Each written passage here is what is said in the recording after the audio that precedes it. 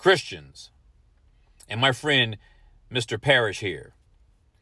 He says that God changed his will. God changed his own will. He says this into response to one of my other videos. However, it doesn't matter which video he responded to, because the fact that he would say that God changed his own will is all that needs to be said to show that he's wrong. Just like all of you who believe that God changes his will or changes his mind, which are one and the same. But the conversation we were talking about was about God adding 15 years onto Hezekiah's life. So the assumption is that God changed his mind about how long he would let Hezekiah live. And that is not what happened. God never changed his mind or changed his will in terms of what he was going to do for the preservation of Hezekiah's life.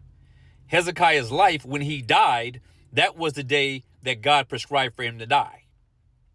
The 15 years extra is from the perspective only of Hezekiah, but not from God's perspective.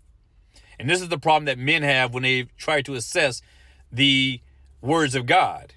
Now you might ask, how can you say that? Because it is essential to God's nature. It is an attribute of God. It is a non-communicable attribute of God that he does not change. That with him, there is no shadow of turning. And with him, there is no variableness. And known unto God, according to Acts 15, verse 18, known unto God are all his works from the beginning. So for God to change his mind or to change his will would assume that all things that have taken place are not known to God before the foundation of the world, that they should happen and how they should happen and when they should happen. So this is one of those kind of things that can easily be understood when you understand the nature of God. And in this regard, we know that God does not change. God doesn't change his will. God doesn't change his mind. And every reference that you see or read about God repenting of anything has nothing to do with what God has providentially determined to take place. All these changes that seem to imply God changing his mind or repenting of anything is solely from the perspective of how his providence is affecting the understanding of the persons who are observing it, you and me. God's will is one.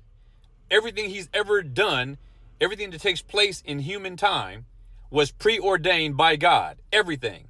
So that's the first thing that you need to understand. Number two, and foremost over all these things is that God himself does not change. And not only does he not change, it is impossible for him to change.